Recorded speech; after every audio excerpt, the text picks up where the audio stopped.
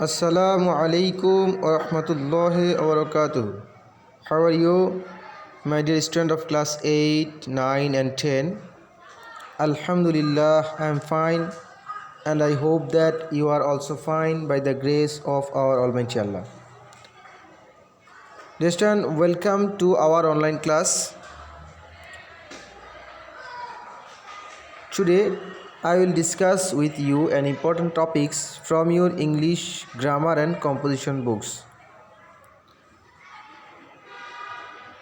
And our today's topics is right form of verbs. Right form of verbs. Just look at the page and think about right form of verbs. In our English grammar, right form of verbs is a very important topics. You will get 5 marks in your examination about right form verbs.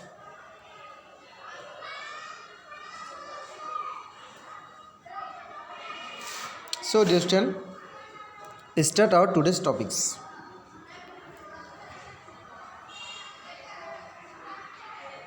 I am Abul Hussain, assistant teacher of English, Anas bin Malik radiyallahu ta'ala anhu Islamic Complex, Vola.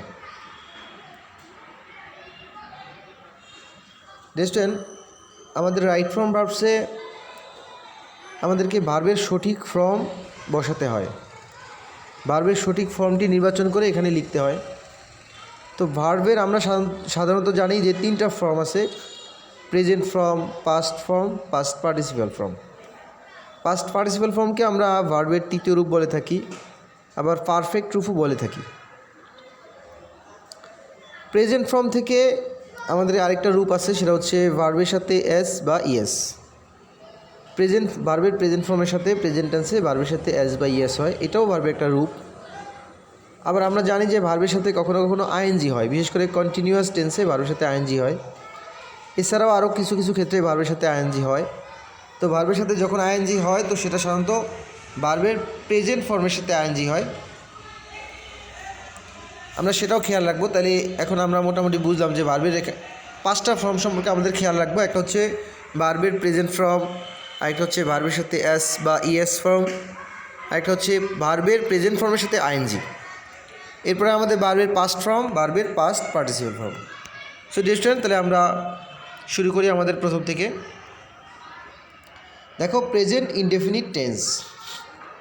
Present indefinite টেন্সের ক্ষেত্রে আমাদেরকে মনে রাখতে হবে, আমাদের subject যদি third person singular number হয় এবং উক্ত বাক্যটি যদি প্রেজেন্ট ইনডেফিনিট টেন্স হয়, তবে ভার্বের সহিত এস বা ইএস যোগ হবে।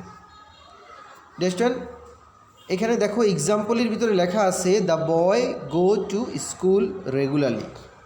The boy go to school regularly. এখানে গো ভার্বটি ব্র্যাকেটে আছে, আমাদেরকে এই গো ভার্বটির সঠিক রূপ বসাতে হবে। ডিয়ার, যদি আমরা গো ভার্বের সঠিক রূপ বসাতে হয় তাহলে আমরা প্রথমেই ঠিক করে নিতে হবে যে এই সেন্টেন্সটি কোন টেন্সের মধ্যে আছে। ডিয়ার, তোমরা লক্ষ্য করলে দেখবা যেখানে দ্য বয় এটা হচ্ছে সাবজেক্ট, গো হচ্ছে ভার্ব, টু প্রিপোজিশন, স্কুল এটা হচ্ছে এক্সটেনশন বা আমরা কমপ্লিমেন্ট এক্সটেনশন, আর রেগুলারলি শব্দটি আমরা যখন প্রেজেন্ট ইনডেফিনিট টেন্স সম্পর্কে আমরা পড়ব তখন দেখব যে রেগুলারলি শব্দটি দ্বারা প্রেজেন্ট ইনডেফিনিট টেন্স চিহ্নিত করা হয়।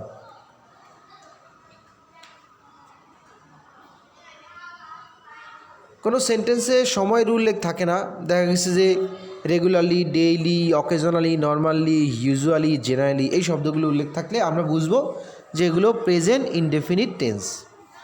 তাহলে রেস্টুরেন্ট যখন এই সেন্টেন্সের ভিতরে রেগুলারলি শব্দটি আসে তাহলে আমরা বুঝতে পারলাম যে এই সেন্টেন্সটি হবে প্রেজেন্ট ইনডেফিনিট টেন্স। তো প্রেজেন্ট ইনডেফিনিট টেন্সে হয়তো ভার্বের প্রেজেন্ট ফর্ম বসবে, নয়তো ভার্বের সাথে এস বা ইএস বসবে। তো ভার্বের প্রেজেন্ট ফর্ম কখন বসে? আই এর সাথে, ইউর সাথে এবং সকল প্লুরাল সাবজেক্টের সাথে। আর যখন সাবজেক্টটি থার্ড পারসন সিঙ্গুলার হবে তখন ভার্বের সাথে এস বা ইএস হবে। এখানে দেখতে পাচ্ছ দ্য বয় হচ্ছে বালকটি, দ্য বয় এইটা একটা সাবজেক্ট, আর এই সাবজেক্টটা থার্ড পারসন সিঙ্গুলার নাম্বার। সাবজেক্টটি হচ্ছে থার্ড পারসন সিঙ্গুলার নাম্বার, এই জন্য গো ভার্বের সাথে ইএস হবে, গোজ। তাহলে আমাদের আনসার হবে the boy goes to school regularly. তাহলে আমাদের এই নাম্বারের আনসার কি হচ্ছে স্টুডেন্ট? GOES, গোজ। তাহলে আমাদের উপরে রুলসের সাথে আমরা মিলাই, সাবজেক্ট যদি থার্ড পারসন সিঙ্গুলার নাম্বার হয়, তাহলে আমরা জানি যে দ্য বয় সাবজেক্টটি থার্ড পারসন এবং তার সিঙ্গুলার নাম্বার। আর আমাদের এই রেগুলারলি শব্দের দ্বারা আমরা বুঝতে পারলাম সেন্টেন্সটি প্রেজেন্ট ইনডিফিনিট টেন্স। তাহলে এই দুইটা শর্ত যখন আমাদের পুরো হচ্ছে, একটা হচ্ছে থার্ড পারসন সিঙ্গুলার নাম্বার, আর একটা হচ্ছে প্রেজেন্ট ইনডিফিনিট টেন্স, তখন আমাদের ভার্বের সাথে হবে এস বা ইএস, এই জন্য হবে গোজ। কী হবে বলো? গোজ। নেক্সট পরবর্তী সেন্টেন্সের ভিতরে আমরা যদি দেখি তখন দেখব যে the boy does not go to school daily. The boy does not go to school daily. তো এখানে আমরা প্রথমে আগে টেন্স নির্ধারণ করতে হবে। আমাদের প্রথমে টেন্সের ভিতরে আমরা দেখলাম যে ডেইলি, যেহেতু ডেইলি তাহলে এটা হচ্ছে present indefinite tense. Present indefinite tense. আচ্ছা, প্রেজেন্ট ইনডেফিনিট টেন্স একটা শর্ত আমাদের পুরো হচ্ছে, আমাদের অন্য একটা শর্ত হচ্ছে subject third person singular number হওয়া। আমাদের এখানে দ্য বয় এটা হচ্ছে থার্ড পারসন সিঙ্গুলার সাবজেক্ট, তাহলে অবশ্যই ভার্বের সাথে এস বা ইএস হবে। আচ্ছা, এখন ভার্বটা এখানে কি? এখানে মূল ভার্ব হচ্ছে গো, কিন্তু এই ডাজ নট লেখার দ্বারা আমাদেরকে নির্দেশ করতেছে যে এই সেন্টেন্সটিকে আমাদেরকে নেগেটিভ করতে হবে। স্টুডেন্ট, যখন প্রেজেন্ট টেন্সে, প্রেজেন্ট ইনডেফিনিট টেন্সে কোনো বাক্যকে আমরা নেগেটিভ করব, তখন যেহেতু প্রেজেন্ট ইনডেফিনিট টেন্সে কোনো অক্সিলিয়ারি ভার্ব উল্লেখ করা থাকে না, এই জন্য প্রেজেন্ট ইনডেফিনিট টেন্সে কোনো সেন্টেন্সকে নেগেটিভ করার জন্য আমাদেরকে ডু নট এবং ডাজ নট ব্যবহার করতে হয়। ডু নট এবং ডাজ নট ব্যবহার করতে হয়, এবং ডু নট এবং ডাজ নটের পরে কিন্তু ভার্বের প্রেজেন্ট ফর্মই বসে। তো এখানে যেহেতু আমাদেরকে ডু নট এবং ডাজ নট দুইটার যে কোনো একটা আনতে হবে, এই জন্য আমরা এখানে ডাজ নট আনবো। রেস্টুরেন্ট কেন বলো তো ডাজ নট আনবো? ডাজ নট আমরা এই জন্য আনবো যে আমাদের দ্য বয় সাবজেক্টটি হচ্ছে সিঙ্গুলার সাবজেক্ট, আর দ্য বয় সাবজেক্টটি সিঙ্গুলার, থার্ড পারসন সিঙ্গুলার হওয়ার কারণে এর সাথে ডু বসবে না, এর সাথে বসবে ডাজ। আর যেহেতু এর সাথে ডাজ বসেছে, তাহলে আর আমাদের মূল ভার্বের সাথে ইএস যোগ করতে হবে না। রেস্টুরেন্ট, তোমরা জানো যে যখন আমরা ঈদের দিনে নতুন জামা কাপড় পরি, অবশ্যই আমাদের পুরনো জামা কাপড়টি আর পরার প্রয়োজন হয় না, আমরা পুরনো জামা কাপড়টি রেখে দিই এবং তার সাথে আমরা নতুন জামা কাপড় পরি। এমন নয় যে আমরা আমাদের পুরনো জামা কাপড়ের উপরেই নতুন জামা পরি। এর দ্বারা আমি তোমাদেরকে বোঝাতে চাচ্ছি যে যখন আমাদের এই অক্সিলিয়ারি ভার্বের সাথে ইএস যুক্ত হয়ে যাবে, তখন আমাদের আর মেইন ভার্বের সাথে নতুন করে এস বা ইএস যুক্ত করতে হবে না, বরং মেইন ভার্বের সাথে তখন শুধুমাত্র মেইন ভার্বই বসবে। তো স্টুডেন্ট, তাহলে এখানেও আমরা একই নিয়ম দেখলাম, শুধু সেন্টেন্সটি একটু নেগেটিভ সেন্টেন্স।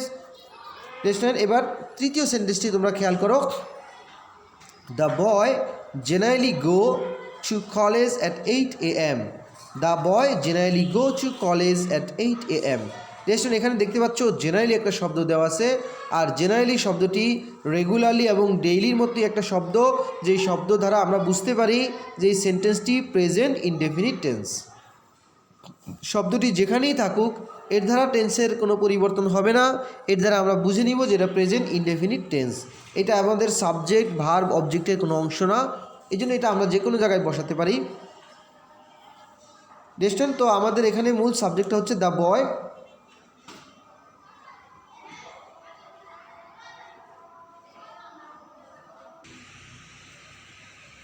তো স্টুডেন্ট, তাহলে আমাদের এখানে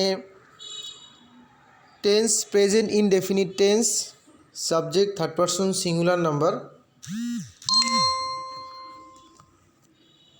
এই জন্য আমাদের এখানে হবে গোর পরিবর্তে হবে goes. The boy generally goes to college at 8 AM। The boy generally goes to college at 8 AM।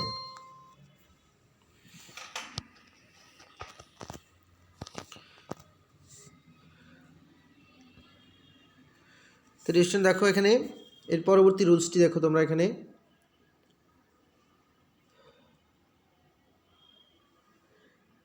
এখানে হচ্ছে প্রেজেন্ট ইনডিফিনিট টেন্সও ঠিক আছে, subject third person singular number তাও ঠিক আছে, কিন্তু এখানে আমাদের কিছু মডেল অক্সিলারি ভার্ব আছে, যেগুলো হচ্ছে can, could, may, might, shall, should, will, would, এই জাতীয় যেই মডেল অক্সিলারি আছে, মডেল অক্সিলারির পরে থার্ড পারসন সিঙ্গুলার হওয়া সত্ত্বেও, প্রেজেন্ট ইনডেফিনিট টেন্স হওয়া সত্ত্বেও ভার্বের সাথে এস বা ইয়েস হবে না।